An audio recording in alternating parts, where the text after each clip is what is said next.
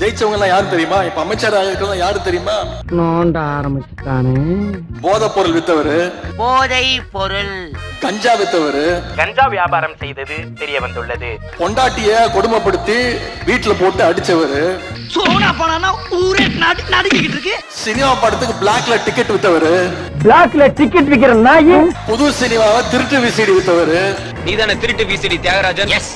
ஜோசியத்தால கேன்சரை சரி பண்ண முடியும்னு போலி வைத்தியம் பார்த்தவரு, கஜகேசரி யோகம் வந்துருச்சுனாவே ஆள் அப்படியே லிஃப்ட் பண்ணி மேல தூக்கிட்டு போயிடும். RSSல சேர்ந்து காக்கி டவுசர் போட்டு சுத்தினவரு,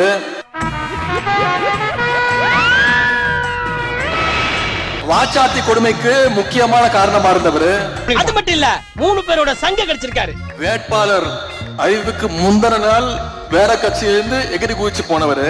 இங்கிருந்து இன்னொரு கட்சிக்கு தாவும் தைரியமும் தன்னம்பிக்கையும் இந்தியாவில எனக்கு ஒருவனுக்கு தான் இருக்கு என்று கூறிக்கொண்டு அது வேற இருக்கா? லாட்டரி டிக்கெட் வித்தவர, லாட்டரி சீட்டால பல குடும்பங்கள் தெருவுக்கு வருதுன்னு சொல்றாங்களே, அது இதுதானா? இவங்க எல்லாம் இன்னைக்கு ஆளுங்கட்சியுடைய சட்டமன்ற உறுப்பினர்கள், அமைச்சர்கள்.